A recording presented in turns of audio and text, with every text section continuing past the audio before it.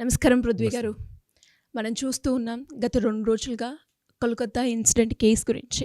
సరే ఒక్కసారి మనం ఆలోచిస్తే ఈ ఇన్సిడెంట్ ప్రతి అమ్మాయిని కావచ్చు, అలాగే ఎవరైతే తల్లి కాబోతున్నారో ఆ తల్లిని కనుక మనము అబ్బాయి కావాలా, అమ్మాయి కావాలా అని అడిగితే ఈ ఇన్సిడెంట్ చూసాక కూడా నాకింకా అమ్మాయి కావాలి అనుకోవడం నా తప్పే అవుతుంది అని అంటూ ఉన్నారు. అసలు నిజంగా వాళ్ళు అన్న దాంట్లో కరెక్టే అనిపించింది సార్. అవునమ్మా. ఈ ఇన్సిడెంట్‌ని ఎలా చూడాలి? ఇలాంటివి జరగకుండా ఉండాలి అంటే మనం ఎలాంటి జాగ్రత్తలు పాటించాలి అంటారు సార్? సిరి ఇక్కడ ఒక ఆహ్, మనకి 8వ తారీఖున జరిగినటువంటి ఒక ఇన్సిడెంట్ సిరి ఇది. ఈ రోజున మనం 20వ తారీఖున వచ్చేసినాం. ఒక్కసారి కళ్ళు బయర్లు కమ్ముకి నేలకు పడిపోయిన సందర్భం. నిజంగా సార్ అసలు. ఎంత బయర్లు కమ్మిందంటే తలెత్తి చూస్తే తండ్రి నువ్వు వద్దు నాకు. నువ్వు రావటం నిజంగా నాకు శిక్షేనమ్మా. నీకు మళ్ళీ బాల్య వివాహాలు చేస్తాము. మళ్ళీ నీకు రక్షణ కల్పించలేనటువంటి అసమర్థుడైన తండ్రి కింద మేము రెండో పెళ్లివాడి కట్టపెడతాం అనుకునేటువంటి పరిస్థితి వచ్చేసిందమ్మా. నేను అనుకుంటా ఉంటా, ఒకవేళ ఈ చనిపోయినటువంటి అమ్మాయి యముడి దగ్గరికి వెళ్ళుంటే మొదట ఆ అమ్మాయి యముడు ఓదార్చుతా, ఏంటమ్మా ఇంత త్వరగా వచ్చేసావు, ఏంటి నువ్వు చేసిన తప్పు ఏంటి, ఎందుకు ఇట్లా జరిగిందంటే నేను చాలా పెద్ద తప్పు చేశానండి, అందుకే చాలా త్వరగా ఇక్కడికి వచ్చేసానని చెప్పుకుంటుంది. ఏం సార్ ఆమె చేసిన తప్పేంటి అసలు? ఆడపిల్లగా పుట్టడమేనా? యముడికి కూడా ఇదే ప్రశ్న వచ్చిందమ్మా. యముడు అడిగిన ప్రశ్నకి ఏమందంటే, యముడు అనేకమైన ప్రశ్నలు వేశాడు. నా ఊహలో ఉన్నటువంటి ఆ సంఘటన చెప్తున్నాను.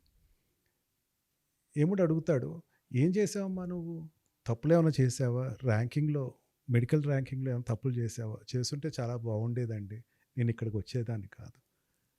మరి నువ్వు ఏదైనా స్కామ్లు ఏమైనా చేసావా, అది చేసినా బాగుండేదండి, మీ దగ్గరికి వచ్చేదాన్ని కాదు. మరి ఇంకేం చేసావు తల్లి నువ్వు, ఏమన్నా ఈ మారక ద్రవ్యాలు ఏమైనా తీసుకున్నావా, ఏమైనా అది చేసినా బ్రహ్మాండంగా ఉండేదండి, నేను అదే చేయలేదండి. అట్లన్నిటికీ వ్యతిరేకంగా పోరాడటం నేను చేసిన పెద్ద తప్పండి. ఆ పోరాటం కూడా ఒక ఆడదానై పోరాటం నేను చేసిన పెద్ద తప్పండి. నేను చేసిన తప్పల్లా మీరు అడిగినటువంటి ఆ మూడాట్లకి నేను వ్యతిరేకనయ్యి ఈ రోజున ఇక్కడ మీ ముందు నుంచుని ఒక పెద్ద ప్రశ్నకి నాంది పలుకుతున్నానండి నేను. ఓ యమా, నేను చేసిన పెద్ద తప్పు ఏంటంటే ఆడదానిగా పుట్టడం. అదేంటమ్మా ఎందుకంత ఆవేదన పడుతున్నావు అని ఏమిటి అడిగితే, నాకు వెనకాల నా తల్లిదండ్రులు ఉన్నారు, నా అక్క చెల్లెలు ఉన్నారు, నా తోటి విద్యార్థులు ఉన్నారు, వాళ్ళందరికీ నేను మెడికల్లో జాయిన్ అయ్యేటప్పుడు మంచి ర్యాంక్ తెచ్చుకుని జాయిన్ అయ్యేటప్పుడు చాలా ఆశయాలతో జాయిన్ అయ్యాను. నేను సంఘాన్ని ఉద్ధరిద్దాం అనుకున్నాను. పేదవాళ్ళకి నేను నా యొక్క వైద్య సేవలు చేసి నేను ఒక గొప్ప మహిళ కింద ఉందామనుకుని వచ్చాను ఇక్కడికి. ఎవరైనా సరే అనాథలు అభాగ్యులు ఎవరైనా వస్తే కనుక వాళ్ళకి ఉచితంగా వైద్యం చేయాలని చెప్పి వైద్య వృత్తి తీసుకున్నాను. వైద్య వృత్తి అంటే చాలా కష్టమైనది ఏమా. ఎంత కష్టమైనదంటే మా వైద్య వృత్తి అయిపోయి నేను బయటకు వచ్చేసరికి నా వయసు 30 దాటేసి 40లోకి వచ్చేస్తుంది. అయినా సరే పర్లేదు, వైద్యం చేసేటప్పుడు ఆ ఆత్మ ఆనందాన్ని నేను పొందాలనుకున్నాను. అటువంటి సమయంలో నేను ఇక్కడ జరుగుతున్నటువంటి అరాచకాలు ఏదైతే ఉందో, రాజకీయ నాయకులు పన్నాగం వేసినటువంటి ఈ సాలిగుళ్ళు ఏదైతే ఉన్నాయో, ఇక్కడ ఎవరైతే ఈ మాదక ద్రవ్యాలు నడుపుతున్నటువంటి రాకెట్ ఏదైతే ఉందో, నేను బయట చెప్పడం చేసిన పెద్ద తప్పు. నేను స్టూడెంట్ కింద కొంచెం సంస్కరణ చేద్దాము, తర్వాత రేపు పొద్దున ఎవరికైనా తర్వాత నాకులాగా వచ్చేటువంటి ఒక మహిళకి రక్షణ ఉంటుందని చెప్పేసి నేను తీసుకున్న పెద్ద తప్పు ఏంటంటే బయటికి చెప్పటం. దానివల్ల ఏమైందంటే ప్రిన్సిపాల్ నన్ను ఉరేసుకున్నాడని చెప్పాడు. ఏమా నువ్వు మీ అమ్మాయి ఉరేసుకుని చనిపోయింది, ఏదో బలమైన కారణంతో తను ఉరేసుకుని ఆత్మహత్య చేసుకుందని చెప్పి ప్రిన్సిపాల్ చేతులు దులిపేసుకున్నాడు. అతను నా ఉపాధ్యాయుడు నన్ను నింద పలికాడు, నా ఉపాధ్యాయుడు నన్ను తప్పుపట్టాడు. తండ్రి వయసు కోసం, తన రక్షణ కోసం, తన పదవి కోసం నాకు ఎవరైతే రక్షణ కల్పిస్తాను అని చెప్పిన పోలీస్ వాళ్ళు ఎవరైతే ఉన్నారో వాళ్ళని భక్షించారు. యమా ఎంత భక్షించారంటే ఆవేదనతోటి వద్దు నన్ను ఆపండి, ఏది చేయకండి అని చెప్పేసి అడిగిన నోటి మీద పిడిగుద్దులతోటి పెదాలు పగిలేటట్టు కొట్టారు. నేను కదులుతూ ఉంటే, అటు ఇటు కదులుతూ ఉంటే నా బొగ్గలు రక్కేశారు. నేను నిన్ను అఘాయిత్యం చేస్తున్నావు, మాకు నువ్వు ఖచ్చితంగా మాకు నువ్వు ప్రోత్సహించాలి అని చెప్పి దాన్ని వ్యతిరేకించినందుకు నడుము విరక్కొట్టారు. చనిపోయినా సరే పైకి వస్తున్న సమయంలో కింద చూస్తే ఆ మానవ మృగాలు నన్ను ఇంకా విచ్చలవిడిగా మానభంగం చేస్తున్నాయి ఏమా. ఎందుకు ఏమా నేను ఇక్కడ నేను చేసిన పెద్ద తప్పు ఆడపిల్ల కింద పుట్టడం వద్దు ఏమా. నేను ఆడపిల్ల కింద పుట్టడం వల్లే జరిగినటువంటి దిగచ్చం. ఇంకా ఆడపిల్ల కింద పుట్టించడం తగ్గించేసేయడం మంచిదని చెప్పేసి నా అభిప్రాయం అని చెప్పినటువంటి ఆలోచన ఈ రోజున అక్కడ జరుగుతున్న చర్చ నా మదిలోకి వచ్చింది. సిరి, నువ్వు నిజమే అడిగావు. సార్. మీరు చెప్తుంటే నాకు కూడా నిజంగా ఇప్పుడున్న ప్రజెంట్ సిచ్యువేషన్లో ఒక అమ్మాయి గడప దాటి బయటికి వెళ్ళింది అంటే మళ్ళీ అంతే సేఫ్గా తిరిగి వస్తుందా? ఇప్పుడు మెడికల్ ప్రొఫెషన్లోకి ఉన్నాం మనం. అక్కడ మనం చిన్నపిల్లలు ఆడపిల్లలు బయటకు పంపించేటప్పుడు తల్లిదండ్రులు ఏమని చెప్తారంటే బ్యాడ్ టచ్ అన్నది ఒకటి ఉంటుందమ్మా. ఎవరైనా సరే వాళ్ళు చూసే చూపులు వేరేగా ఉంటాయి. ఆకలి అన్నది తెలుస్తుంది, వాళ్ళ కళ్ళల్లో ఆకలి కనపడుతుంది, వాళ్ళు నిన్ను దగ్గరికి వచ్చి మాట్లాడే దాంట్లో ఆకలి కనపడుతుంది, కాస్త దూరంగా ఉండమని చెప్తారు. ఈ మెడికల్ ఫీల్డ్లో ఈ అమ్మాయి ఖచ్చితంగా ముట్టుకోవాల్సిన సందర్భం ఉంటుంది. ఆ ముట్టుకున్న మృగానికి ఏ ఆకలి ఉందో కూడా కనిపెట్టలేని పరిస్థితిలో ఆడవాళ్ళు ఉంటారు. మున్ముందు ఆడవాళ్ళని మెడికల్ కోర్స్ చేయాలంటే నిజంగా ఈ సంఘటన ఆపేస్తేమని భయంగా ఉంది నాకు.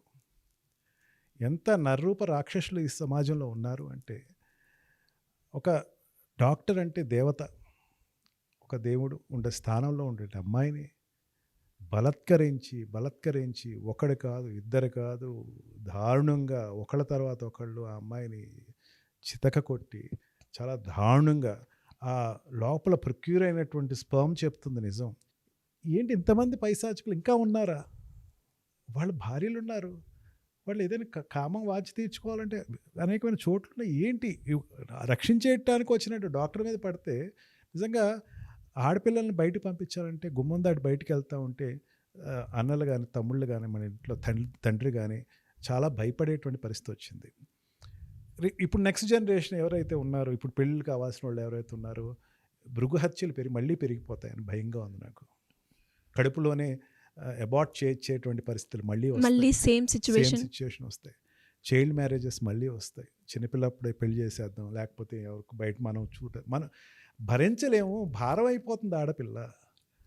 ఇప్పటికే రేషియో వైజ్గా చూసుకుని ఏ మతస్థులైనా ఏ కులస్తులైనా ఆడవాళ్ళు తగ్గిపోయారు రేషియోలు. అవును, ఇంకా తగ్గిపోయి ఏ స్థాయికి వచ్చేస్తారంటే ఒక అమ్మాయికి ఒక 10 మంది కాంపిటేటర్స్ అయిపోయే పరిస్థితి వచ్చేస్తారు. ఆడవాళ్ళు ఇంకా మేము మేము వద్దులేమండి, ఆడవాళ్ళు వద్దు. ఏదైతే మగవాడైతే ఏదో వాడు బాధపడతాడు, ఆడపిల్లని మేము పెంచలేము, రక్షణ ఇవ్వలేము, రక్షించలేము. రక్షించేటువంటి వాళ్ళే భక్షిస్తున్నారు బయట. ఆడది అందంగా పుట్టడం తప్ప అనిపిస్తూ ఉంటుంది ఒక్కోసారి. అసలు ఆడదానిలా పుట్టడమే తప్ప అనిపిస్తుంది. నిజంగా ఇటువంటి సిచ్యుయేషన్స్లో ప్రొటెక్షన్ ఇస్తున్నారు. నేను ఇవ్వట్లేదని ఏ వ్యవస్థని అంటలేదు. నిజంగా ఈ మెడికల్ ఫీల్డ్లో కానీ కొన్ని లేడీస్ ఎక్కువ ఉండేటువంటి జోన్స్ ఏదైతే ఉందో, టీచర్ జోన్స్ కానీ మెడికల్ జోన్స్ కానీ, ఇవన్నిట్లోనూ ప్రత్యేకమైన ఒక చట్టం తీసుకురావాలా. ఆ చట్టంలో ఆడవాళ్ళు రక్షణ కల్పించాలా. అక్కడ వాళ్ళకి ఏదైనా ఆల్రెడీ ఇప్పుడు మనకి ఈ పాష్ యాక్ట్ ఉంది, దాంట్లో preventive of sexual harassment of women at work place ఉంది, అండ్ పోస్కోలు ఉన్నాయి. ఎన్ని వచ్చినా సరే మగవాడు బుద్ధి మారాలే తప్ప అవి ఎంతవరకు ఆ మార్పు ఎక్కడి నుంచి వస్తుందంటారు సార్? తల్లిదండ్రుల దగ్గర నుంచి రావాలి. సరే, తల్లిదండ్రులే ఒక దోమ కుడతా ఉంటే దాన్ని ఎట్లాగా మనం కొట్టి చంపేస్తాము, మన మీద ఒక ఈగ వాళ్తా ఉంటే ఎట్లా తోలుతాము. పిల్లవాడు చూస్తున్నా చేస్తున్నా తిరుగుతున్న ప్రదేశాలు ప్రతి క్షణం మగవాడైనా ఆడవాళ్ళైనా గ్రహించకపోవటం నిజంగా తల్లిదండ్రులు చేసిన పెద్ద తప్పు.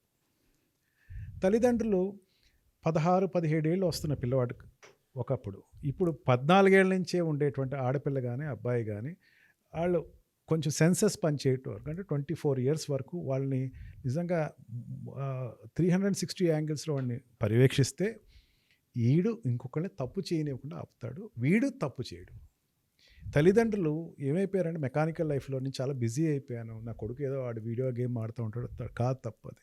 నిజంగా వీడియో గేమ్స్ ఆడుతున్నా లేకపోతే ఎక్కువ ఎక్సెస్గా వాడు ఏమైనా మీడియాలో ఉంటే కనుక వాడిని ఆపాలి, ఏం చూస్తున్నాడో తెలుసుకోవాలి. సర్వేలెన్స్ ఎక్కడో పెట్టడం కాదు, ఇంట్లో పెట్టి నువ్వు సర్వేలెన్స్. ట్రూ. బెడ్రూమ్లో పెట్టు సర్వీలెన్స్. వాడు పడుకున్న బెడ్రూమ్లో ఏం చేస్తున్నాడు, ఎవరితో మాట్లాడుతున్నాడు, ఆ ఫోన్కి నువ్వు కనెక్టివిటీ పెట్టు. చాలా కనెక్టివిటీస్ వచ్చేసినాయి, 360 యాప్స్ వచ్చేసినాయి, ఎక్కడ తిరుగుతున్నాడో చూసుకో నువ్వు.